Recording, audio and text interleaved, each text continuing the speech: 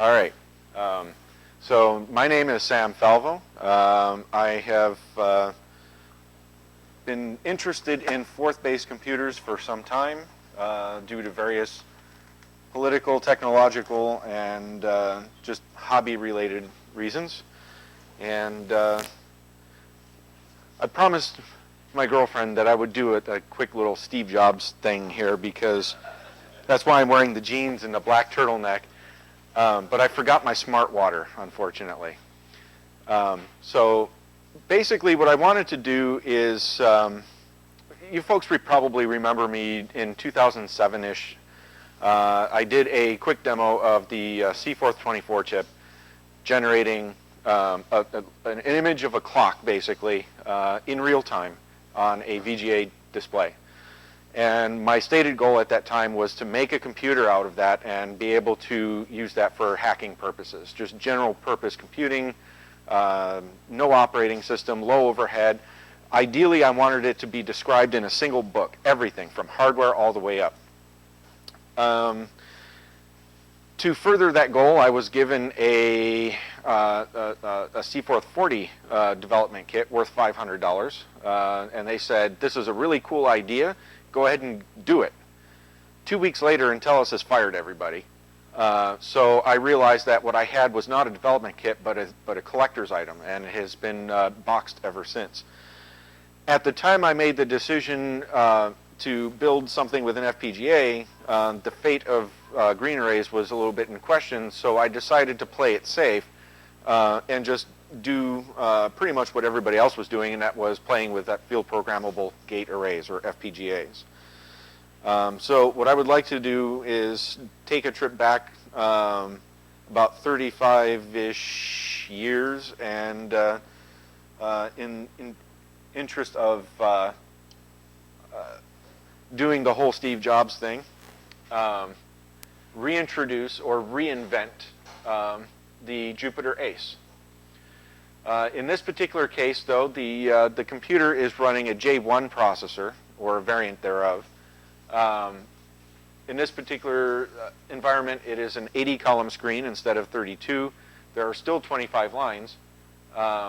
And as you can probably see over here and over here, there's a bug in the video display. Basically, the bug is configured to render a 640 by 240 bitmap, but I only have enough memory for 640 by 200 pixels. So basically, I'm just letting the video refresh counter wrap around, so to speak. That bug will be fixed eventually. There's also a small keyboard bug as well. But basically, what you see here is like a machine language monitor, so to speak. It's not fully featured, but it does get the job done. On the top, there's the data stack. Let me use the cursor here. So up in the top region here is the data stack. Although there is an off by one error, this is actually the top of return stack, or the program counter as far as we're concerned. The rest of the return stack appears down below. And then finally, we have a memory dump of, well, just pretty much any memory space you're free to look at. So what I'm going to do now is I'm going to just very quickly program in a crude implementation of /string. Basically, what it's going to do is it's going to take the length, decrement it by 1, and it's going to increment the pointer by 1. And what I'm going to do is, there's my machine language code here. It's a lot like the programming. It's a lot like when I got started programming, where you got magazine articles and they had the machine language listings where you had to type in data statements with all the hex codes and stuff like that. That's a lot like that. So basically, I'm programming in that definition now. So those two opcodes push a -1 onto the stack. We are now adding it. And now we're going to do a swap. Now we're going to add 1.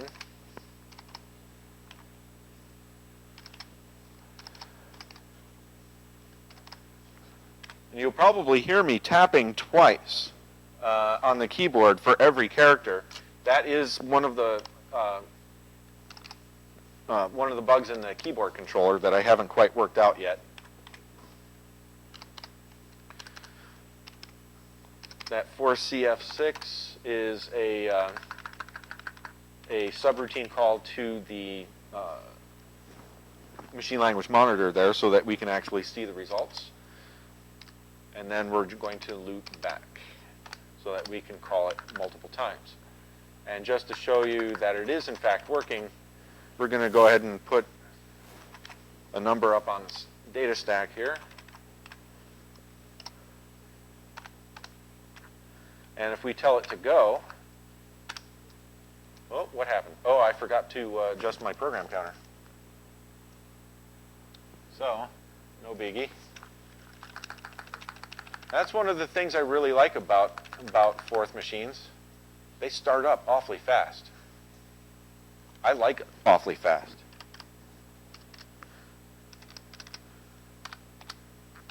Now, you'll notice that the program counter value that I'm loading is actually the start address of the program divided by 2. I don't know if this was a deliberate design decision or not, but the 13-bit program counter is treated as a simple integer literal for the purposes of calling a subroutine and returning, which means that it's a word address instead of a byte address. However, the memory accessors, the fetch and the store instructions, take a byte address. So I'm not entirely, it's not a big showstopper. It is somewhat confusing if you're not used to it. But there we go. So we see that it does actually execute instructions.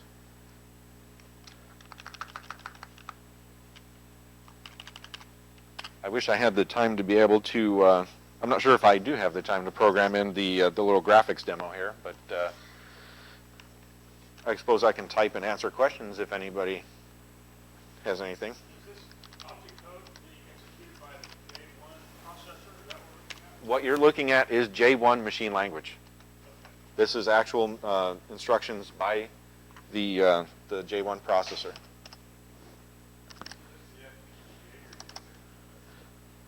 The FPGA is a Spartan 3. Yes, this is Xilinx. It's a Spartan 3S 1200E, speed grade 4. It's a 320-pin BGA device. This is on Digilent Nexus 2. Yes. Probably, well, in terms of block RAM usage, it's using about 68% of block RAM. But in terms of raw logic and actual fabric, it's probably less than 3%, thereabouts. 5E20. Come on. The video display is actually completely bitmapped, unlike the original.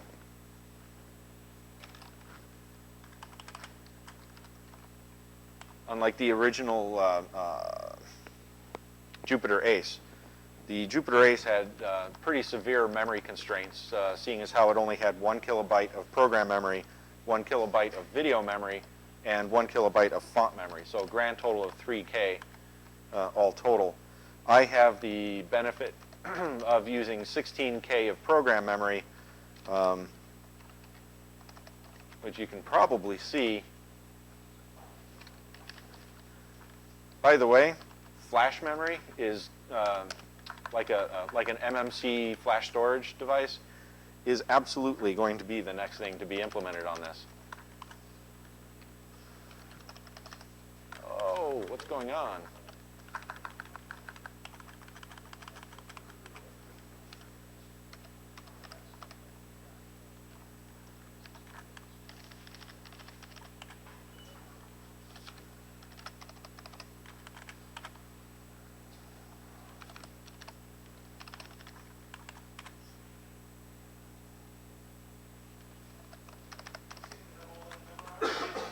I actually have it cheat sheet. But that being said, I did develop this program without the aid of an interactive session while I was at work the other day.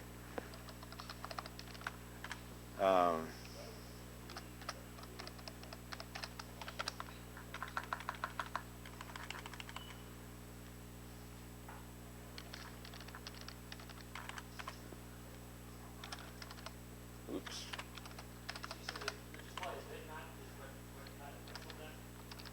It's 1 bit per pixel.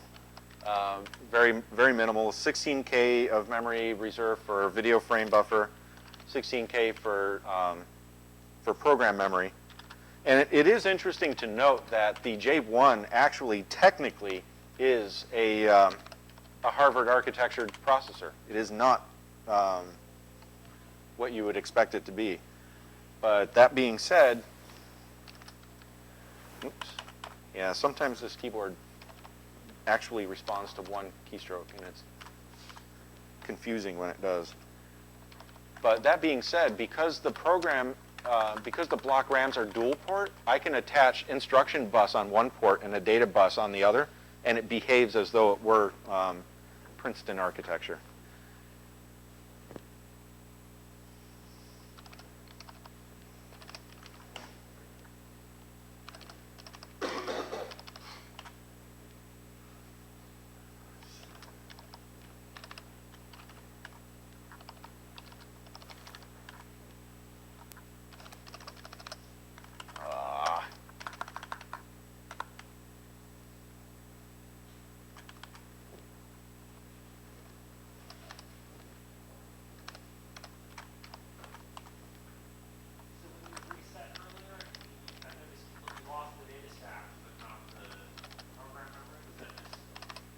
That's correct. When I reset, that does reset the processor from the very beginning. I do not have a memory test program, so it's completely non-destructive outside of the regular data stack.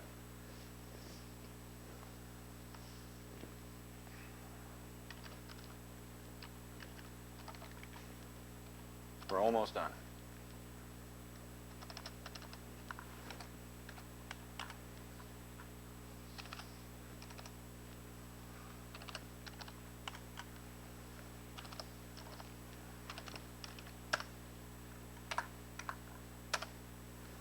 Oops, I forgot the program counter.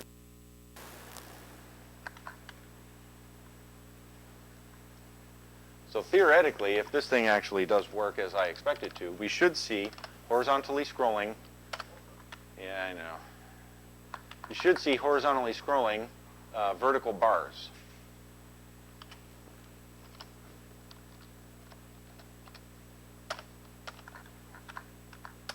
And we do.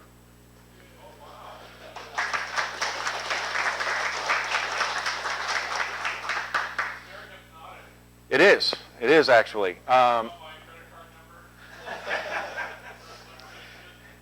In the immortal words of Steve Jobs, it's amazing. So basically what I'm doing is I'm touching 16K of memory repeatedly using word accessors. If I use byte accessors, this would actually go about 15 times slower. The J1 accesses memory word at a time, even though it uses byte addresses.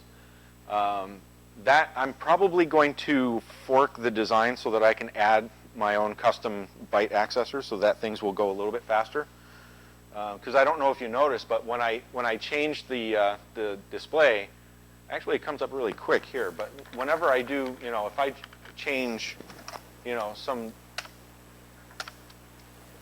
a little bit of a lag. So every time I type a key on the keyboard, it's actually updating the entire display. And at 15 to 30 cycles per character displayed, that starts to add up, especially since it's only running at about 12.5 megahertz. But yeah, as you can see, oh yeah, and here you can see the remnants of the video frame buffer running out of its memory. So if you want, you can get 4 extra lines of video. But eventually that will be fixed. The keyboard bug will be fixed. It will eventually get like a MMC or an SD card interface so that I can have actual block storage or something similar. And then hopefully someday I'll actually get a fourth put on it. Yes? So can you do a next step by making each of them a vertical bar of a different color very easily, or is it very difficult? Well, the first thing I need to do is solve the video timing bug, but once that's done, it should be relatively simple to replicate the logic to get it to render color. Right now, it's just rendering monochrome, but to get it to render color, I would need multiple line buffers so that I can store multiple bit planes, basically. And then once I have the bit planes, I can then use index color lookup table to reference color.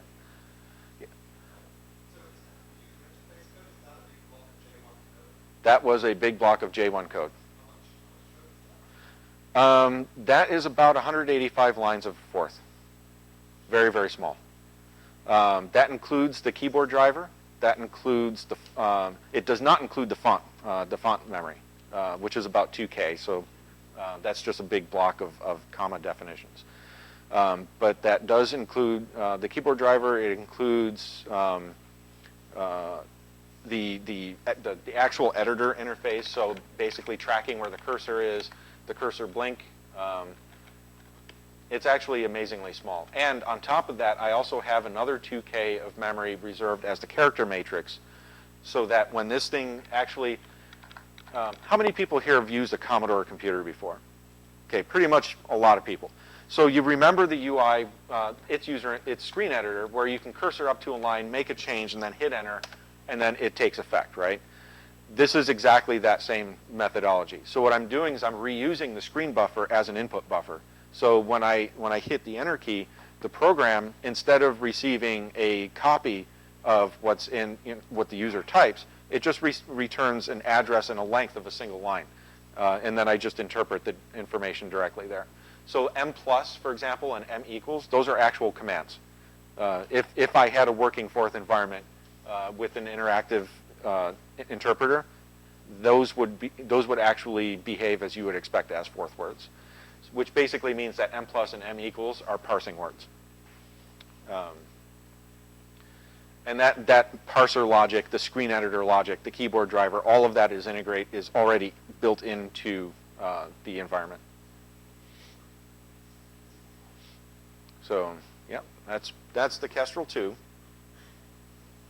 And I actually finished early. Wow. Unless you want to go into like the political or technical details or whatever. Maybe give us a few seconds of where did the J1 core come from? Yes, the J1 core comes from James Bowman, back in the audience there. My changes to the J1 do not concern the instruction set, but rather the actual cycle counts and the bus interface. I took the J1 off of his website and attempted to use it verbatim. Had a bit of a problem with that some months ago and realized it would probably be easier if I took a systems approach and just designed it from the ground up in the context of the Kestrel. So that's what I did in this particular case. I ended up putting a wishbone bus on it, which is probably added more complexity than most people would feel comfortable with. But I'm glad that I did it because it allows me to just plug and play with other wishbone components. So anybody who comes out with a VGA controller with color or whatever, theoretically I could just take the J1A, plop it into a circuit with that VGA controller, and it should, quote unquote, just work. Of course, nothing ever goes 100% as planned, but it sure makes it a lot easier than if you have a customized bus for this, that you got to make a bridge to the customized bus for that, which in turn has a bridge to another customized bus, and so on. So the wishbone was well worth the effort. In terms of video generation is another thing that I'm actually kind of proud of because it also has the wishbone bus, and it accesses memory 40 words at a time. So there's 80 bytes, 640 pixels across. So what it does is every horizontal sync, it'll just burst 40 words from video memory into a line buffer. And what it does is it alternates line buffers. So you have two line buffers, one for even lines, one for odd lines. And if you're refreshing from an even line, you're fetching an odd line, and vice versa. And that way there you avoid conflict between the two. And everything is, of course, synchronized against a vertical sync, which is how everything stays pretty stable.